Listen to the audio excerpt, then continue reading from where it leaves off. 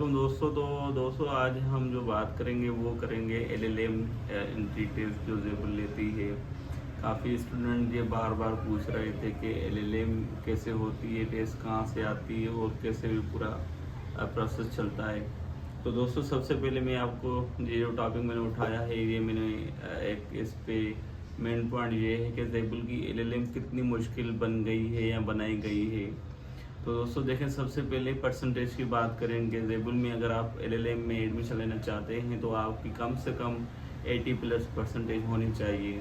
काफ़ी दोस्त मैंने ऐसे भी देखे जिन दोस्तों ने एंट्री में तो एक अच्छा सा स्कोर लगाया मगर उनकी परसेंटेज कम थी। देखें, दो चीज़ें हैं जब आप डिग्री करते हैं, एक होती है आपकी जीपीए और दूसरी होती है परसेंटेज। अगर आपकी जीपीए 3 भी है और परसेंटेज आपकी बिलो 70 है, 60 है, तो समझे कि आपकी सिलेक्शन फिर भी नहीं होनी। और बेशक आप टेस्ट में भी कितना भी स्कोर लगाएं फिर भी आपकी जो है एडमिशन नहीं होनी। तो दोस्तों वो स्टूडेंट जिनकी परसेंटेज कम है वो ज़ेबुल में अप्लाई ना करें तो बेहतर है, जिनकी परसेंटेज 70-80 से प्लस से कम है।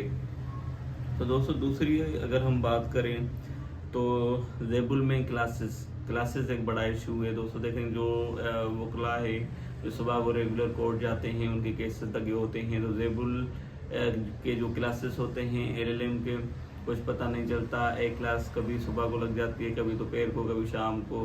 कोई सर्टनिटी नहीं है वहाँ पे, बस मैसेज आ जाएगा आपको कि कल आपकी क्लास इतने टाइम पे है। तो जिन लोगों के केसेस कोर्ट में लगे हुए होते हैं तो वो यकीनन इस अमल से जो है डिस्टर्ब हो जाएंगे, उनके केसेस जो है डिस्टर्ब हो जाएंगे। तो दोस्तों अगर हम बात करें मज़ीद तो तीसरी बात ये है कि ज़ेबुल में देखें, ज़ेबुल टोटल जो सीट्स है वो 50 है। तो बहुत ही मुश्किल है स्टूडेंट के लिए कि एक 50 सीट्स में भी ये है कि 25 सीटें एलएलबी 3 इयर्स के लिए हैं। देखें दोस्तों, 3 ईयर एलएलबी और 25 सीटें हैं 5 ईयर एलएलबी के लिए। तो दोस्तों देखें, ये एक तरह का एक डिवाइड हो गया है एलएलबी, और ज़ेबुल ने डिवाइड कर दिया है स्टूडेंट्स को कि एलएलएम 3 ईयर जिन लोगों ने एलएलबी की है वो भी ले रहे हैं और 5 ईयर्स में। मगर होना ये चाहिए था कि आप एलएलबी को कंसीडर करते और परसेंटेज को कंसीडर कर रहे हो तो वो ही आगे आप चलाते। मगर यहाँ पे मसला ये था कि ज़ेबुल को यही था कि ऐसे जो स्टूडेंट आए जो इस वक्त 3 साल की एलएलबी कर चुके हैं, वो जॉब में हैं, उनको बस वही चाहिए थे। तो इसलिए ज़ेबुल ने कभी जो है प्रेफरेंस नहीं दिया 5 ईयर एलएलबी स्टूडेंट्स को। तो दोस्तों ये एक बड़ा इशू है जो 5 ईयर एलएलबी स्टूडेंट्स हैं। तो यकीनन ये बात सुन के वो परेशान लाजमी और उनकी बनती है। मगर ये है कि जिनकी परसेंटेज ठीक ठाक है और टेस्ट बेहतर है तो वो सीट गेट कर सकते हैं। तो दोस्तों मज़ीद आगे जाएं कि ज़ेबुल की एंट्री जो है वो सबसे बड़ा मसला है। चौथा मसला सबसे बड़ा मैं समझता हूँ कि अगर हम पूरी लाइन बनाएं तो उसमें सबसे ऊपर यही मसला है कि ज़ेबुल की एंट्री 2022 में तो सिंपल थी कि उसको कॉन्स्टिट्यूशन ऑफ पाकिस्तान था, सीआरपीसी, सीपीसी, ये सारे सब्जेक्ट्स थे जो हमारी अमूमन गेट में हमने देखे हुए हैं।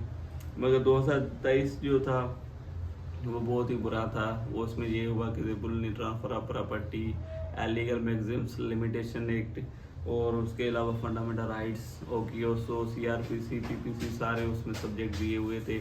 और वो सारे सब्जेक्ट एक मुश्किल बनाया गया क्योंकि लिमिटेशन एक्ट और ट्रांसफ़र ऑफ प्रॉपर्टी, अच्छा लीगल मैगजीम भी इसमें थे। चलो ये जो टेस्ट मैंने आपको बताया शुरू हो गई, ये 2023 की टेस्ट थी।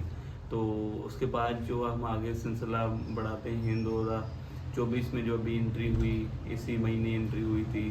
तो दोस्तों इसमें हुआ ये कि सबने यही समझा कि देखें एक ज़ेबुल का पैटर्न बनना आ रहा है, तो सबने यही पढ़ा जो 2023 में आया था। मगर इस बार ज़ेबुल ने क्या किया कि कंपनी लॉ दिया, इंटरप्रिटेशन ऑफ स्टैट्यूट्स दिए और उसके अलावा जो है ट्रांसफ़र ऑफ प्रॉपर्टी, सीआरपीसी, क्यूएसओ आए और पीपीसी तो एक सवाल तक नहीं आया उसमें, ना ही केसेस आए, ना कुछ फंडामेंटल राइट्स का एक सवाल आया। तो दोस्तों ये ज़ेबुल का पैटर्न है, समझ में नहीं आ रहा कि ज़ेबुल फेल क्यों करना चाहती हैं स्टूडेंट्स को, कि एक पैटर्न ही नहीं बनाती कि कहाँ से टेस्ट कंडक्ट की जाएगी। अब अगर 2025 की टेस्ट होगी तो यकीनन वो पता नहीं कहाँ से निकालेंगे क्योंकि सब्जेक्ट तो सारे ख़त्म हो गए हैं एलएलबी के इन 3 टेस्ट में ही। तो दोस्तों ये एक बड़ी ज़ेबुल में जो है परेशानी की बात है। उसके बाद जो 5th पे मैंने रखा है कि यहाँ पे चीज़ें ख़त्म नहीं होती। फिर उसके बाद अगर आपकी परसेंटेज ठीक ठाक है और आप इतनी मुश्किल टेस्ट जो टेबल की है और पता नहीं कहाँ से आएगी वो भी आपने क्लियर कर दी, एक अच्छे नंबर से कर दी, तो दोस्तों एक इंटरव्यू है। मैंने ऐसे भी दोस्त देखे हैं अपने टेबल के जिन जिन लोगों ने अप्लाई किया हुआ था, उनकी परसेंटेज 80+ थी और टेस्ट में जो है 60 तक उनका स्कोर था, मगर अनफॉर्चुनेटली उनको इंटरव्यू में गिराया गया, इंटरव्यू में मार्क्स नहीं मिली उनको, उनकी एडमिशन नहीं हो सकी।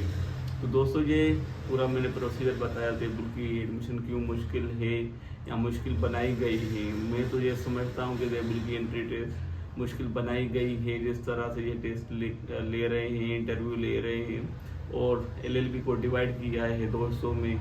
तो दोस्तों ये था आज का वीडियो एलएलएम के ऊपर, वो भी टेबल में।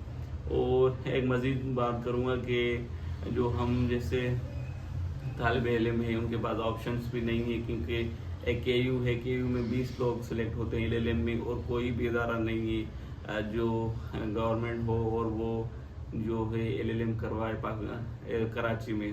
पहले SM लॉ कॉलेज होती थी मगर वहाँ भी LLM बंद हो चुकी है। तो दोस्तों वो स्टूडेंट जिनकी परसेंटेज ठीक ठाक है और वो क्लासेस का इशू भी नहीं हो रहा उनको, तो वो लाजमी टेबल में अप्लाई करें और एंट्री की तैयारी करें।